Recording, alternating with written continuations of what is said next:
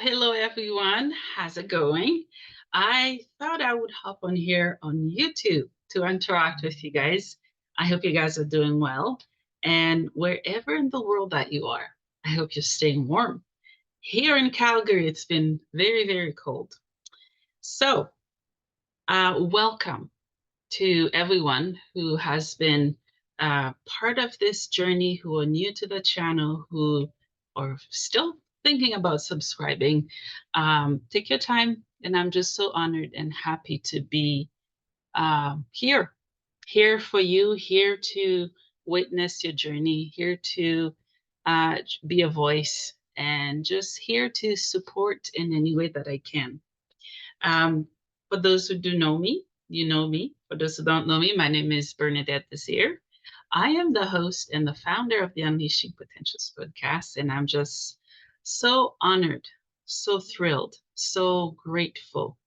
I cannot properly articulate how grateful I am to have met so many incredible souls from all over the world. And I continue to welcome everyone that wants to share anything that's on their hearts, anything that they have overcome and continue to heal from. It is my passion, my mission to continue to equip, empower, and speak for the voiceless and give room and space for those who are getting ready to speak and share their journey with us, with the world, and with their community. All right.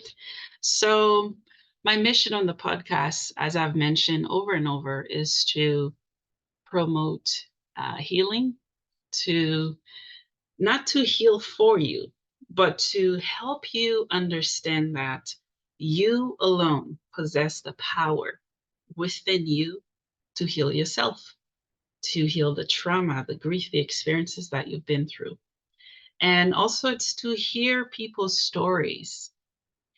None of our stories are the same. Every single story is unique, is perfect, powerful, and inspiring. Even though two people may have the same situation happen to them, you can even compare the same age that it happened, or gender, or how it happened. What you'll find in those stories, my friends, or the uniqueness of how each person grieve, how they release, and how they heal from them. And that's why I'm so eager to continue to welcome people from all around the world, from anywhere, any background, to come as they are, to share what they feel like sharing. All right. So that's essentially my mission, right? So, as you all may have seen, I have different playlists on my YouTube channel on the podcast because I'm having fun and I enjoy dabbing into different things. Um, I recently added a playlist for Facebook Lives, which I'll get into very soon. And I'm going to add a playlist for meditations, you guys. I'm so excited. And there's also a playlist for people who want to share their stories but do not want to be on video to share their stories. So I am here to serve you, right? So when people say they want to share their stories but they don't want to be on camera, I honor that and I respect that and I appreciate that, right? So there are different playlists on the podcast.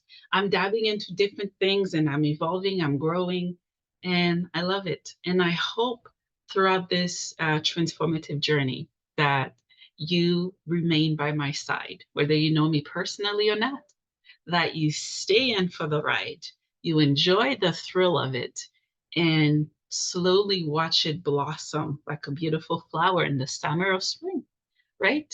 So I'm just honored and excited. Welcome.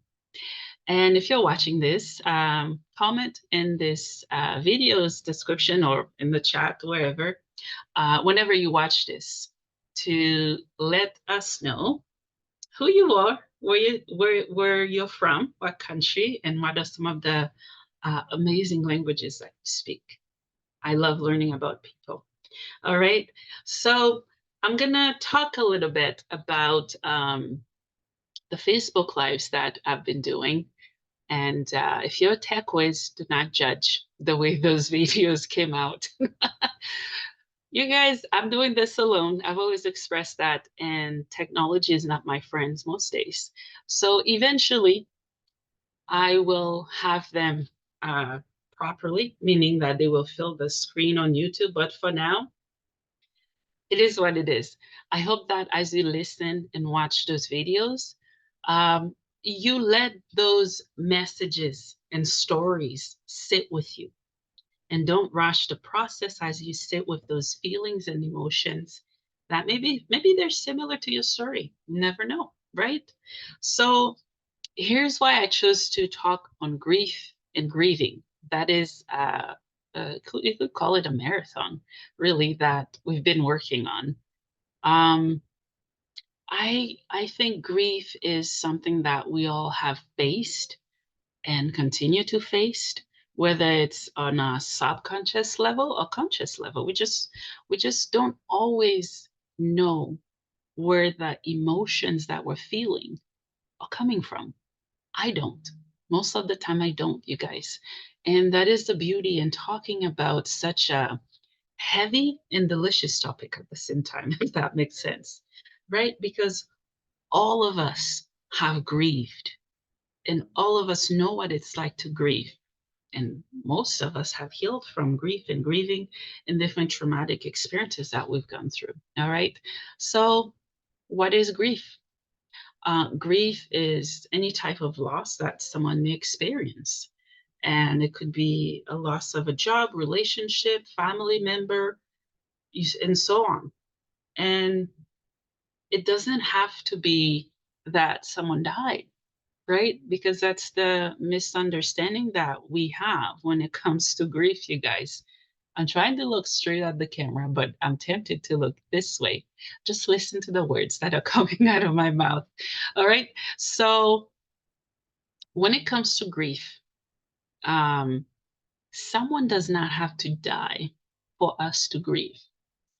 We at times naturally grieve, whether we know it or not. We grieve. And grief can come in many shape and sizes. Maybe it's a gut feeling you have, it's a heavy weight that you feel.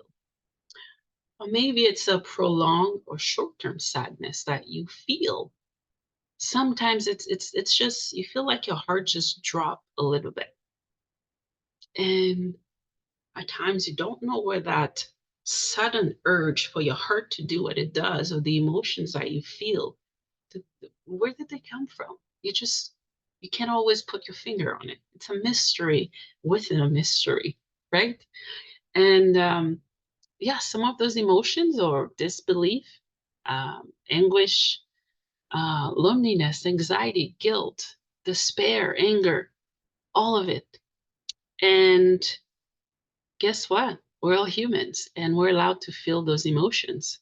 And let's say around a community or however it may come to be, that people are not giving you the space, the respect, and the absolute love you deserve to process and grieve, then those people, you might have to choose how you articulate what you need to do when it comes to you, even though we're surrounded by people.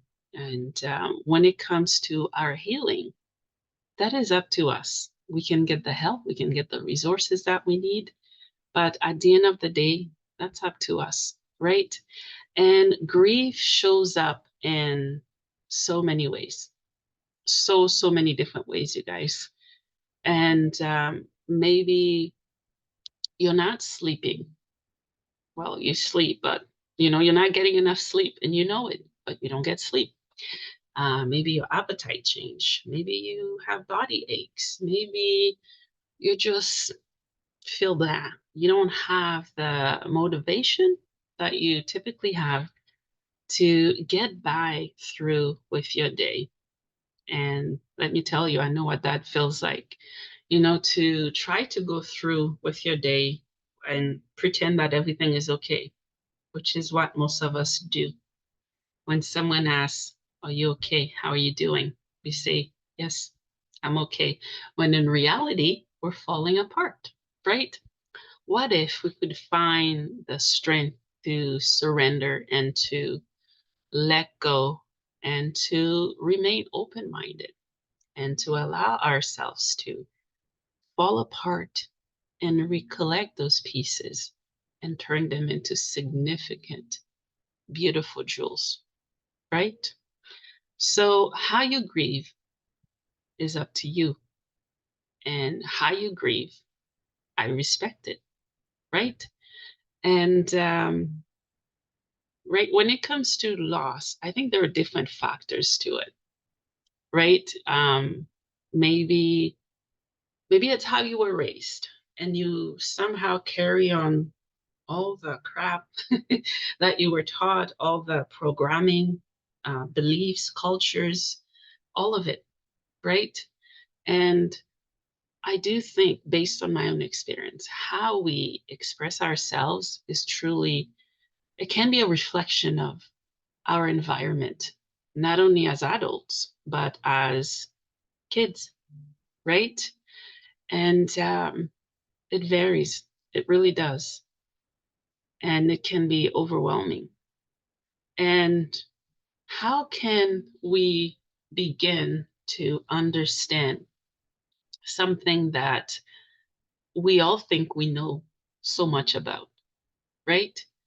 And how can we express and articulate with greatness and power to utilize the tools that we've been giving, whether it's to see professional and whether it's to see a doctor, whatever it may be, how can we use those tools to benefit us, right? Because at times we do look over our shoulders to see what so and so's doing, how this person is healing from this traumatic thing that happened to them. When in reality, we're losing the vision that we should focus on, which is ourselves. All right. I hope that makes sense. And yeah, and I find that based on my experience, that society shames people that do grieve, right? And they in a way trying to make them grieve how they shouldn't grieve or how they see someone else grieving, when in reality anyone can grieve how they choose to, right? And when we are grieving, sometimes it's noticeable, sometimes it's not. It really is not. Someone could be smiling, have a great family, great job, everything's great. And for some people looking in from an outside perspective, they may say, okay, this person has everything. What the heck are they sad about? What are they grieving about? When really they don't know the full truth, right? And my message is, do not judge a book by its covers, because you don't know until you are inside, until you can flip the pages and read them and understand. And most of the time, those of us who do struggle and suffer, we do not seek to um, make a scene. We seek to be heard, for someone to sit, someone to listen, someone to be there. And there are those people out there. Maybe they're within your community, maybe your family, but they can be hard to find. But I think they're worthy of finding, and they're worthy of waiting to find those people and support systems. All right. And maybe grieving for you is like crying. You isolate yourself. Maybe you withdraw from people, and over time you go numb. You're not eating well, not sleeping, as I've mentioned. And yeah, some of the common causes of grief is, poor health, ending of a relationship, loss of a job, and death of a loved one, a pet, believe it or not. our pets or babies, and when they do pass, that is equally painful. All right, could be loss of a friendship, and coping with trauma. All right. So yeah, those are a few of the many examples that I can come up with as I look at my notes here. Right. And there are different ways that we feel. And hang on. I find it fascinating because our bodies and spiritual bodies and our aura, chakras, you name it, all of it is connected. And even though they're connected, they somehow can feel like they're disconnected and they communicate with us, you guys. They do. So, here are some of the symptoms of grief, okay? The emotional symptoms. You're in shock, you're in denial, you feel sad, angry, fear, guilt, and some of the physical symptoms, which sometimes we focus on them. It depends on the severity or the degree of the grief, right? Fatigue, nausea, weight gain, weight loss, insomnia. And I think insomnia is pretty common because when we don't sleep, our bodies just don't function the way that it should, right? And we need to continue to take care of our bodies, right? And the more that we do that, the better it is. And I'm going to go over the 5 stages of grief, all right? And Elizabeth Kubler-Ross is the founder of these stages, okay? So the first one is denial. It's an automatic response when you get a very shocking sudden news, is that no, this can't be. I don't believe it is, right? And the second one is anger. It's a defense mechanism to shield the pain that you feel from the denial that you have. All right. Then the third one is bargaining. You focus on what they could have done or to prevent this loss. It could be a car accident or someone who passed away that was ill, right? They gradually got worse and worse, and then that was it. All right. And number 4 out of the 5 stages is depression. When we start to embrace the reality of what is in the situation. All right. And the final one is acceptance. When we come to terms of what actually is, what actually happened.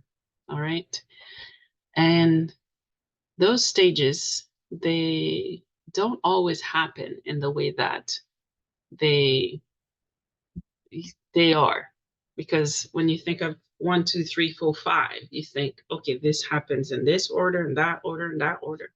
That's not the case, right? Some of us may experience grief backward. Some of us may experience it halfway through, right? Meaning, however you choose to grieve, know that it's okay, right?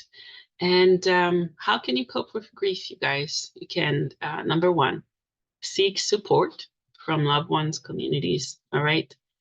Number 2, spend time outdoors. The outdoors is medicine, you guys. Nature. I love being out. I don't know about you. Maybe you're also an outdoor person. You stay active. You go for walks, swim, whatever it may be, right? Just being out and connecting with nature. That will help. All right. Step number 3 is to find those who can be there to support you and help you through the process. And to also watch your progress as you do what you do, which is heal and move on from what is, right? And number 4, which I will echo on, seek professional help. And I know that so many of us, we don't want to see professionals. And it could be out of fear, a fear of, maybe there's so many different branches to this. That's why I'm having an interesting time. disconnecting all these thoughts in my brain to you. Because fear, there's so many different branches of it. Maybe you're scared of being judged, made fun of, not being helped. Whatever it may be, I pray and hope that you can face that giant and overcome that mountain. Because healthcare professionals, they're there. They know what they're doing. And take a leap of faith and allow them. Give them the space, the time, the opportunity to actually be there for you because they know what they're doing. All right. And as I wrap up this video, hey, grief is normal. And I think the more that we normalize that grief is normal, that it's okay to experience, the greater healing that all of us will have in return, right? Especially as communities and especially if we come together to do it. All right. And I think it's not something for us to be ashamed about, right? Because it's easy for us to feel guilt and ashamed that we're actually feeling how we're feeling. So don't feel ashamed about it. And it can be a very heavy load to carry alone. So step out, step up, and get help when you need it. All right. So yeah, that's my wrap on grief. That's my take on grief and grieving. And yeah, I'll continue to post a Facebook lives as I do them with other guests on the podcast through Facebook. And I'm excited that I have, I think, 2 or 3 more Facebook lives coming up. And obviously, it's focusing on grief, and the subtitle is meaning subtopic. People can pick different subtopics. All right. And the 3 most recent one I did was part 1, part 2 with Janet Shane. And I did one last week, I believe, with Michelle. And you guys, we talked about so much. And I've learned so much from this amazing soul. We talked about grief, loss, and schizophrenia, right? And speaking of, I know that Bell Let's Talk is coming up, and you would not know, I'll guess, that I live with schizophrenia. I do. And that's the power of mental health issues. It's invisible. We don't always see it, we don't always recognize it.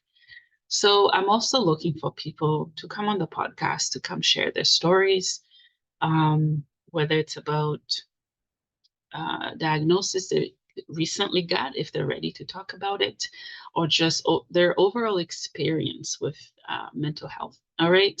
So I'll be waiting for you. Whether you're watching this on YouTube, Facebook, reach out to me if you're on YouTube. The podcast email should be on the podcast description.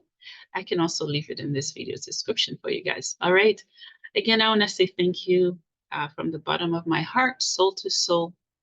Thank you for those who have been supporting me through this journey, whether you're friends, family members, whoever you may be. You will know who you are. Thank you. And thank you to all the amazing guests who have come on this beautiful ride with me, on this beautiful journey. It has been a pleasure, an honor, and I look forward to walking alongside you for a couple more decades, you guys. I'm going to be kicking around for a bit. I'm just so excited. Have a blessed day. I'm wishing you love, light, life, and peace. Take care, my friends.